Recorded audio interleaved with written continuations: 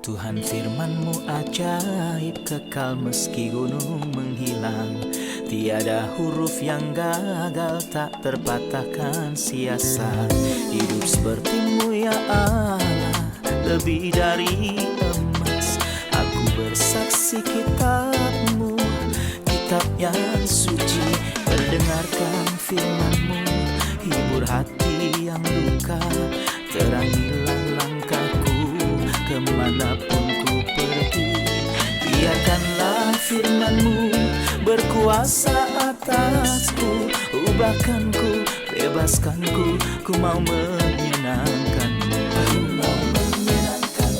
Salam jumpa pemirsa terkasih, saya menyambut Anda sekalian dimanapun Anda berada. Dalam episode terbaru, program studi harian kita, Semua Kitab Suci. Kita masih mempelajari kitab-kitab di dalam perjanjian baru. Kita telah mencapai bagian akhir dari pembelajaran kita mengenai surat Ibrani. Episode hari ini merupakan episode yang terakhir dalam kita mempelajari surat Ibrani, dan kita telah mempelajari surat Ibrani dalam 43 episode. Ini adalah surat yang sangat-sangat kaya. Jika kita berhenti di setiap katanya, kita memerlukan ratusan episode hanya untuk mempelajari surat Ibrani.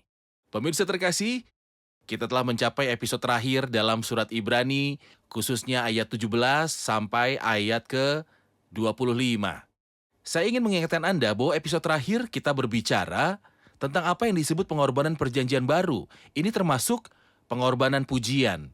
Dikatakan, sebab itu marilah kita oleh Dia senantiasa mempersembahkan korban syukur kepada Allah.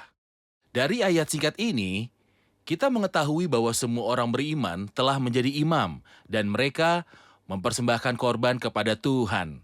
Pengorbanan ini berbeda dengan pengorbanan dalam perjanjian lama. Ini adalah pengorbanan rohani. Semua orang beriman adalah imam yang mempersembahkan korban pada Tuhan dalam nama Kristus yang adalah imam besarnya. Untuk memulai, izinkan saya untuk menyambut tamu kehormatan di studio, seorang hamba Tuhan, Dr. Farid Zaki. Selamat datang, Dr. Farid. Terima kasih. Kami juga menyambut hadirin di studio, selamat datang. Pemirsa terkasih, kita akan memulai pembelajaran sesaat lagi. Tetaplah bersama kami.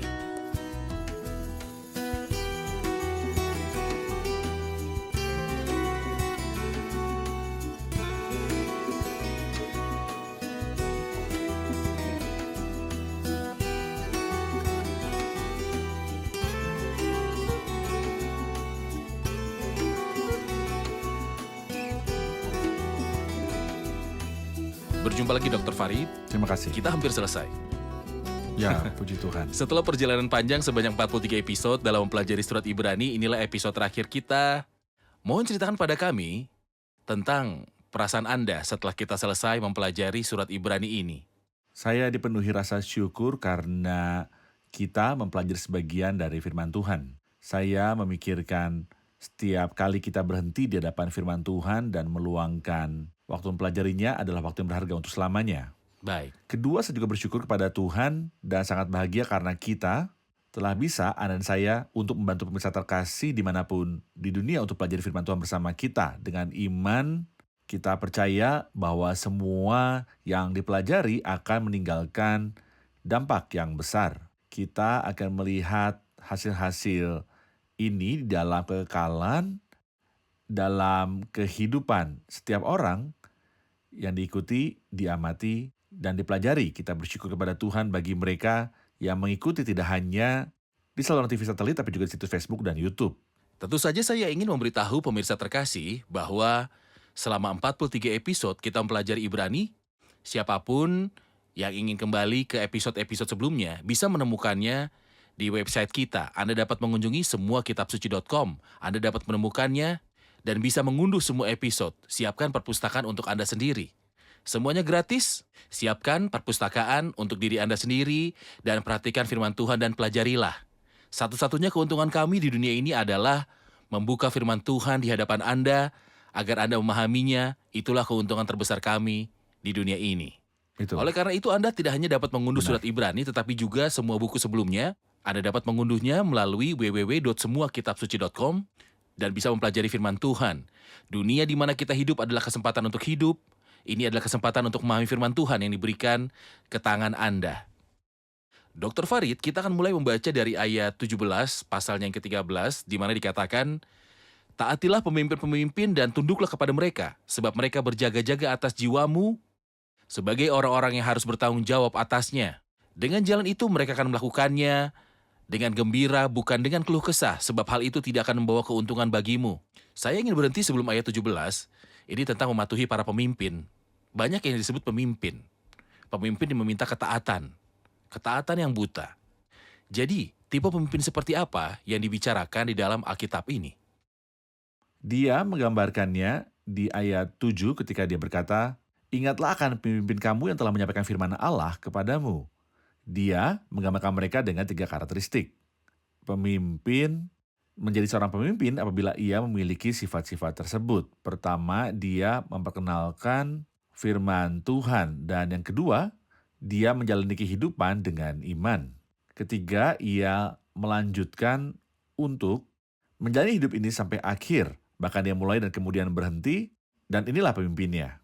Terkait dengan para pemimpin, kita memiliki 3 ayat.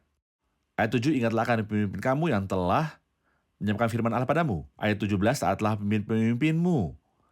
Ayat 24, sampaikanlah salam kepada pemimpin kamu dan semua orang kudus. Kita ingat siapa yang mengajari kita dan menjadi teladan bagi kita. Kita taat kepada mereka yang masih hidup. Dalam ayat 24 kita menjaga hubungan kasih dan damai dengan mereka yang masih hidup. Oke, Kita berterima kasih kepada Tuhan bahwa ada pemimpin di setiap kelompok Pemimpin. Kristen. baik. Dia mengatakan tentang pemimpin yang mereka teladani, sebab mereka berjaga-jaga atas jiwamu sebagai orang-orang yang harus bertanggung jawab atasnya. Dengan jalan itu mereka akan melakukannya dengan gembira. Menyaksikan dengan gembira. Memberi pertanggungjawaban. Kepada siapa? Mereka memberikan pertanggungan jawab. Kita mengingat Paulus dalam surat perpisahannya yang dicatat di dalam Kisah Para Rasul pasal yang ke-20, surat perpisahannya kepada para pendeta gereja Efesus, para pendeta dan para penatua uskup. Dia menyuruh mereka untuk menjaga kawanan domba mereka. Mengawasi itu melelahkan, pengembala tidak tidur di malam hari. Dia terus mengawasi kawanan dombanya kalau ada serigala yang datang dan melahap seekor domba atau anak domba dan mencerai-beraikan mereka. Kita melihat pelayanan ini bukanlah suatu jabatan, bukanlah suatu pekerjaan yang terhormat. Namun pelayanan ini datangnya dari hati yang mengasihi orang beriman. Jadi untuk melayani orang-orang percaya seperti yang Kristus katakan kepada Petrus, apakah engkau mengasihi aku? Jawab Petrus kepadanya, engkau tahu bahwa aku mengasihi engkau. Kata Yesus kepadanya, gembalakanlah domba-dombaku. Harus ada kasih. Ini bukan delegasi atau tugas yang ditugaskan. Tidak, harus ada kasih. Jika kasih ditemukan di hati, orang tersebut dapat memperkenalkan firman Tuhan tanpa kena lelah. Selain itu, dia juga mengamati, mengunjungi, bertanya, bertemu orang secara individu, dan memperbaiki cara hidup mereka. Saya pikir ini mengambil energi, kekuatan psikologis, dan juga fisiknya. Setelah ia berkata, sebab mereka berjaga-jaga atas jiwamu sebagai orang-orang yang harus bertanggung jawab atasnya, dengan jalan itu mereka akan melakukannya dengan gembira, bukan dengan keluh kesah. Ia berkata, sebab hal itu tidak akan membawa keuntungan bagimu. Apa maksud tidak membawa keuntungan bagimu?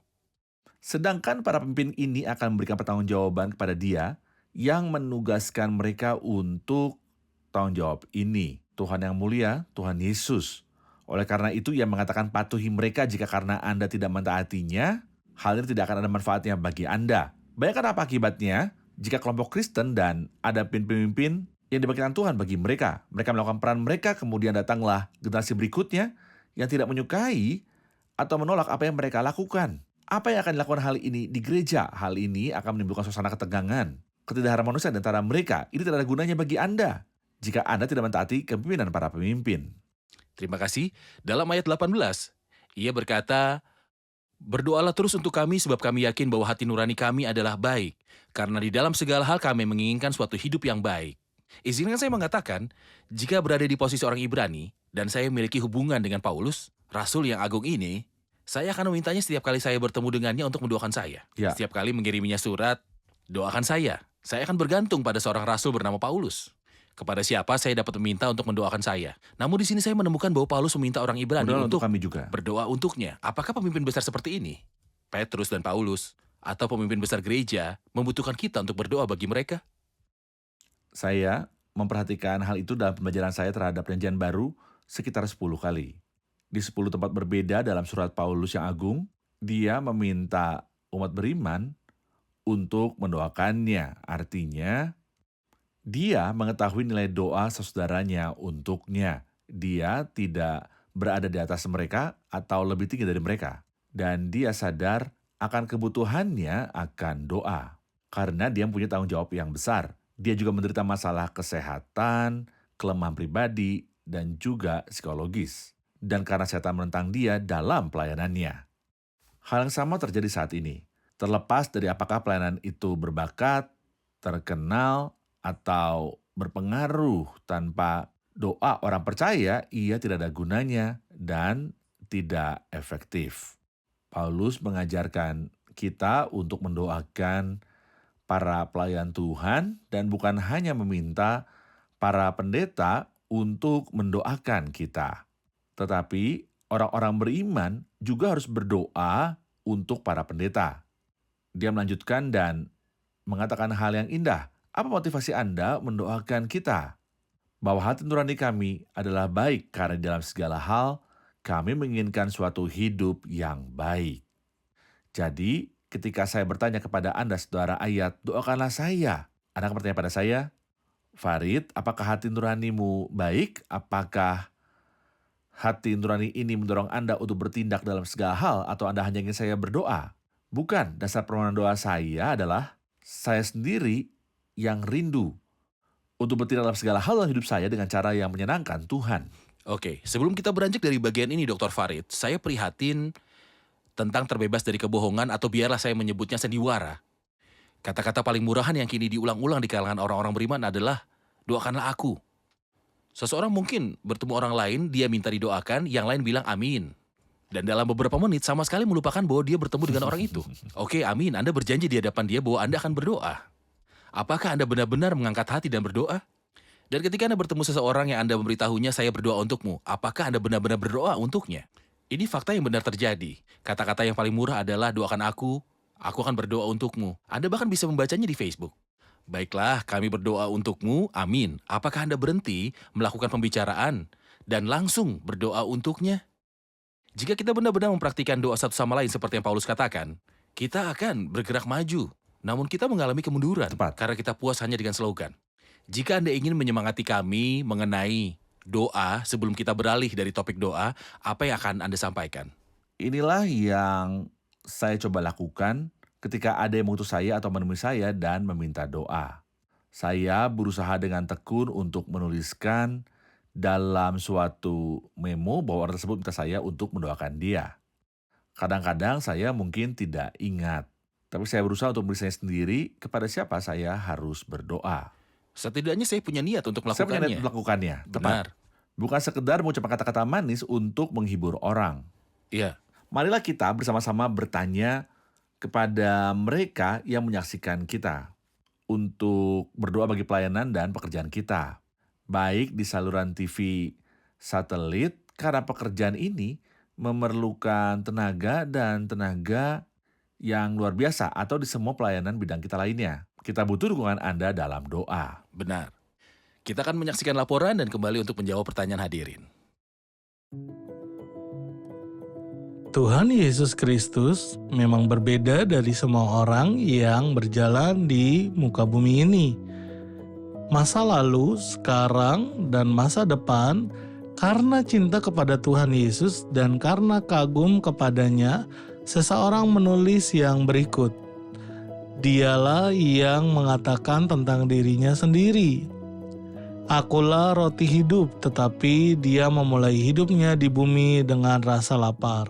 Dia berkata tentang dirinya sendiri bahwa dia adalah air hidup, namun dia mengakhiri hidupnya di bumi dengan mengatakan, Aku haus.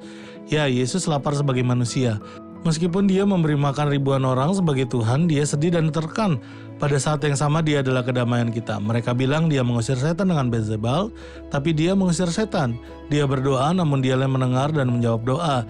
Dia menangis dan dia menghapus air mata kita. Dia dijual dengan 30 keping perak sedangkan dia membeli kita dengan darahnya yang sangat berharga. Dia bagaikan anak domba yang dibawa ke pembantaian dan dialah gembala yang baik. Dia menyerahkan nyawanya di atas kayu salib dan melalui kematiannya dia menghancurkan kematian. Dalam ayat 20 katanya, maka Allah damai sejahtera yang oleh darah perjanjian yang kekal telah membawa kembali dari antara orang mati, Gembala Agung segala domba yaitu Yesus Kristus Tuhan kita. Tolong jelaskan ayat ini kepada kita. Silakan Dr. Farid, kita harus berhenti di setiap katanya.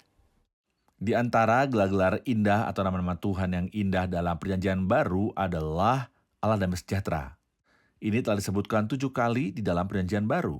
Mengapa Tuhan disebut Allah damai sejahtera? Karena perdamaian tercipta melalui karya Kristus di kayu salib, melalui Dia untuk mendamaikan segala sesuatu dengan dirinya, menciptakan kedamaian melalui darah salibnya. Jadi, Tuhan disebut Tuhan perdamaian dengan banyak situasi seperti saya katakan dalam perjanjian baru. Tapi mengapa di sini secara spesifik? Saudara ini mulai mengenal Tuhan dengan cara yang baru. Mereka mengenalnya dalam perjanjian lama sebagai Elohim, El Shaddai, Tuhan semesta alam. Namun, hari ini dia memberitahu mereka bahwa ada hubungan baru. Dia adalah Allah damai sejahtera, agar Anda bisa menikmati kedamaian bersamanya. Dia juga mampu memberikan kedamaian dalam segala keadaan hidup Anda. Dia selalu menjadi pemberi kedamaian. Betapa kita sangat membutuhkannya. Saudara ini menghadapi tekanan, penganiayaan, penjara, dan tekanan kebutuhan. Semua ini bisa mengakibatkan kecemasan dan gangguan. Jadi ini adalah gelar yang luar biasa dari Tuhan. Allah damai sejahtera. Dialah yang mampu memenuhi hidup saya dengan damai sejahtera ilahinya yang besar. Kemudian ia terus menegaskan alasan menyebut dia sebagai Allah damai sejahtera itu karena dia adalah yang oleh darah perjanjian yang kekal telah membawa kembali dari antara orang mati Gembala Agung segala domba, yaitu Yesus Tuhan kita. Kristus menyelesaikan pekerjaannya di kayu salib. Dia menumpahkan darahnya masuk ke kubur, lalu Allah membangkitkan dia dari kematian. Sebagai bukti bahwa karya telah diterima dan sejak saat itu perdamaian pun dimulai. Kita ingat pada hari kiamat dan salamnya kepada para murid adalah Damai sejahtera bersamamu. damai sejahtera bagi kamu. Benar. Ia menyatakan bahwa perdamaian diwujudkan melalui karya salib. Jika kita ingin mengadakan perbandingan singkat antara Yudaisme dan Kristen, Yudaisme dicirikan rasa takut. Terutama pada penebusan. Di sini ia menghubungkan perdamaian dengan kebangkitan. Pada hari pendamaian, Harun masuk dan semua harapannya adalah dia akan keluar hidup-hidup. Semua harapan dan ketakutan di hati mereka hanya jika Harun tidak mau menyelesaikan pekerjaannya, dan jika dia keluar dia akan mendapatkan pengampunan selama 1 tahun. Atau pengampunan sebagai ungkapan bahwa Tuhan menerimanya. Namun di sini dikatakan tentang Gembala Agung dari domba yang bangkit dari mati dan dia menghubungkannya dengan Allah damai sejahtera. Apakah maksud hal ini? Tentu saja dia ingin mengatakan bahwa karya ini luar biasa karena yang melakukannya adalah seseorang yang luar biasa. Dan agar karya ini diterima maka tidak ada duplikasi atas karya tersebut. Dengan demikian hati nurani Anda telah terhibur. Inilah alasan menikmati perdamaian dengan Tuhan. Oke. Kemudian ia menambahkan, memperlengkapi kamu dengan segala yang baik. Kata yang berasal dari bahasa Yunani ini adalah kata yang luar biasa. Kaya. Sangat kaya, arti memperlengkapi secara singkat adalah untuk membuat Anda memenuhi syarat untuk melakukan semua pekerjaan baik. Katanya, saudara ayat kata-kata ini mula-mula digunakan dalam pengobatan pada zaman Yunani. Apa maksudnya dalam kedokteran? Ini mengacu pada jika suatu organ rusak atau suatu organ dikeluarkan dari persendiannya, kita menyebut organ dicabut dari persendiannya kemudian disambungkan kembali dengannya sehingga dikembalikan ke tempatnya. Dan penanganan patah tulang tersebut kita sebut sebagai patah tulang ortopedi. Tuhan berkata kepada kita, aku akan persiapkan kamu bukan untuk menjadi anggota yang rusak. Juga tidak menderita kesakitan atau tidak berguna, tetapi engkau akan efektif dalam pelayananku dan dalam memuliakan putraku Yesus Kristus. Selain referensi medis ini, ada juga referensi militer untuk kata tersebut. Tepat. Kata-kata ini ditujukan untuk memperlengkapi tentara dan mempersiapkan mereka.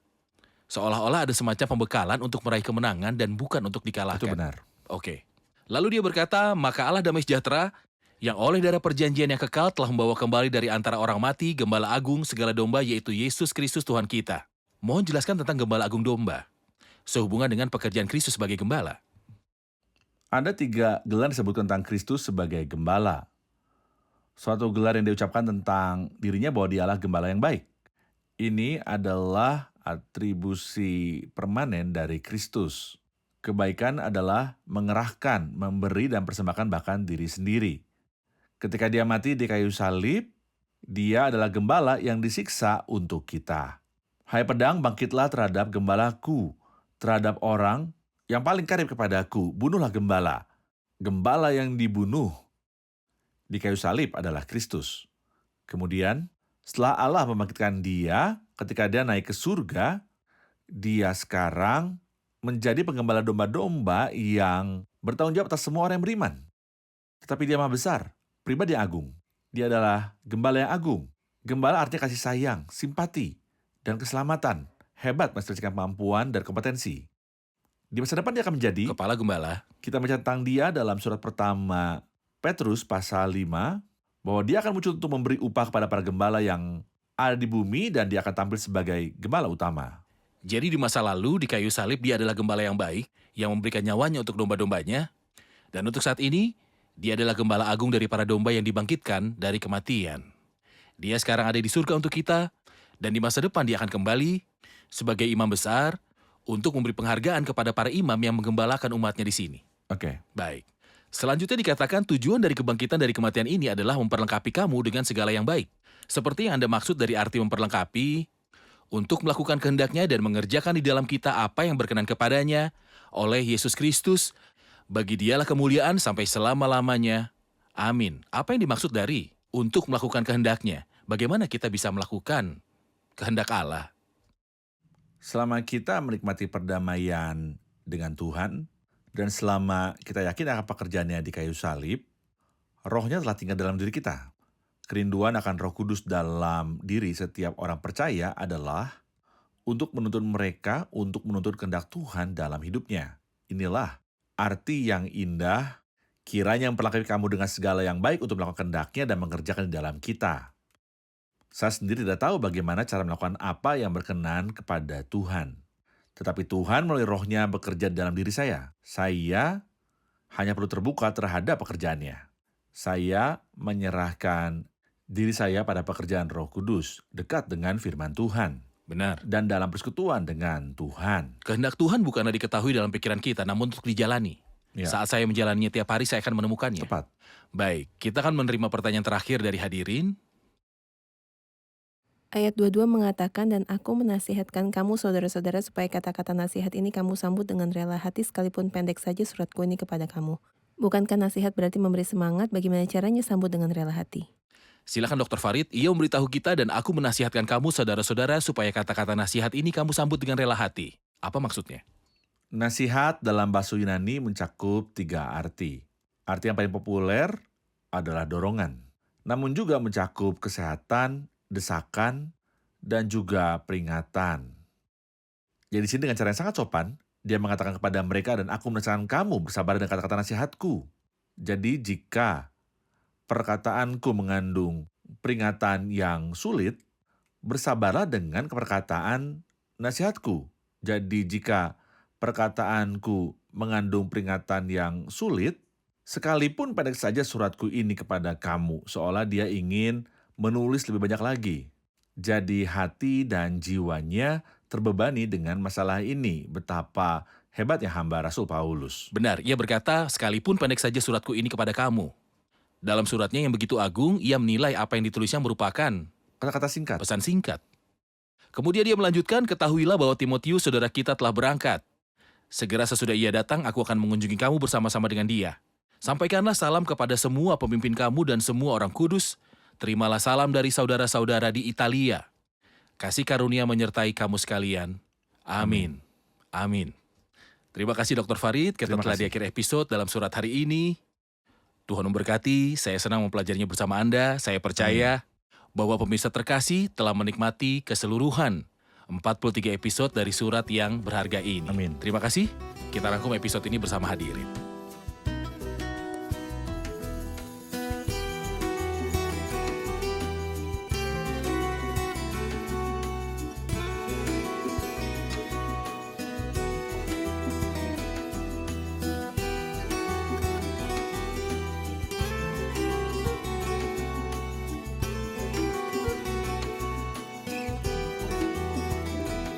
Halo semua.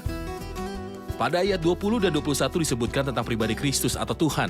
Maka Allah damai sejahtera yang oleh darah perjanjian yang kekal telah membawa kembali dari antara orang mati Gembala Agung segala domba yaitu Yesus, Tuhan kita. Apa hubungan perdamaian dengan kebangkitan Kristus dari kematian Gembala Agung domba? Kalimat Allah damai sejahtera disebutkan dalam 7 kali. Ini adalah ungkapan baru karena ia berbicara kepada orang Yahudi yang mengenal Tuhan dengan ketakutan. Namun dalam perjanjian baru kita mengenal Tuhan sebagai Tuhan kedamaian. Ia mengasosiasikan perdamaian dengan kebangkitan karena Tuhan membangkitkan Kristus berarti ia telah menyelesaikan pekerjaannya supaya kita bisa menikmati kedamaian. Benar, terima kasih. Amin. Baik. Amin. Dalam konteks yang sama dikatakan tentang Kristus bahwa gelar yang agung dan peran yang luar biasa itu adalah Gembala Agung para domba. Apa yang dimaksud dengan Gembala Agung atas domba? Apa hubungannya dengan yang dikatakan tentang Kristus di bagian lain dalam Alkitab sebagai seorang gembala? Dikatakan 3 kali tentang dia bahwa ia adalah seorang penggembala. Jadi dahulu ia adalah gembala yang menyerahkan nyawanya demi domba-dombanya di kayu salib. Saat ini ia adalah Gembala Agung para domba. Di dalam dirinya ada perlindungan dan kekuasaan. Di masa depan ia akan menjadi pemimpin penggembala domba yang akan memberi penghargaan. Benar. Amin. Baik. Kemudian di ayat 22 dia berkata kepada mereka, "Dan aku menasihatkan kamu saudara-saudara supaya kata-kata nasihat ini kamu sambut dengan rela hati." Apa kata nasihat yang dimintanya untuk mereka sambut? Kita belajar bahwa kata nasihat mempunyai 3 arti, suatu kata penyemangat, atau kata motivasi, atau kata peringatan. Di sini, Rasul Paulus memberitahu mereka bahwa mereka harus menanggung perkataan, desakan, atau peringatan ini. Baik, terima kasih Dr. Farid. Amin. Baik, terima kasih semua. Terima kasih Dr. Farid, Terima Tuhan kasih. memberkati. Tuhan berkati Anda. Pemirsa terkasih, di akhir surat ini saya ingin meninggalkan pesan ini untuk Anda, berikut kata-kata penyemangat yang memenuhi hati dengan kedamaian. Maka Allah damai sejahtera yang oleh darah perjanjian yang kekal telah membawa kembali dari antara orang mati Gembala Agung segala domba yaitu Yesus Tuhan kita. Kiranya memperlengkapi kamu dengan kedamaian. Allah damai sejahtera yang oleh darah perjanjian kekal telah membawa kembali Gembala Agung. Kedamaian telah datang ke hati oleh Tuhan pendamaian. Kedamaian dikaitkan dengan kematian Kristus dari kematian. Kristus telah bangkit, ini merupakan bukti bahwa karya tersebut diterima. Kristus telah bangkit, ini menunjukkan bahwa pekerjaan telah selesai. Dia telah bangkit, duduk, dan dia sekarang berada di atas segala langit. Namun yang paling menyemangati saya adalah bahwa dia adalah gembala domba yang hebat. Angkat pandangan Anda dari keadaan sekitar. Angkat mata Anda dari ketidaknyamanan di sekitar Anda. Angkatlah pandangan Anda dari rasa kesepian yang Anda jalani. Angkat mata Anda dari penyakit Anda, dari penganiayaan yang dialami negara ini. Arahkan pandangan Anda pada kemuliaan yang ada pada pribadi Kristus sebagai gembala yang agung. Sampai jumpa di episode selanjutnya dengan kitab yang baru. Kiranya Tuhan besertamu.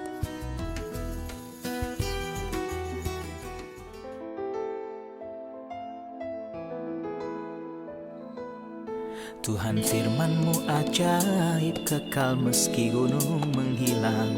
Tiada huruf yang gagal, tak terpatahkan siasat.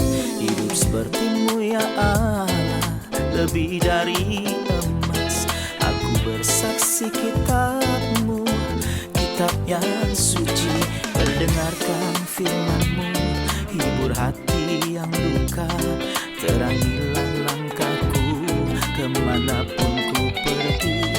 Biarkanlah firman-Mu berkuasa atasku. Ubahkanku, bebaskanku, ku mau menyenangkan-Mu. Tuhan firman-Mu ajaib, kekal meski dunia. Ubah dan bebaskan aku.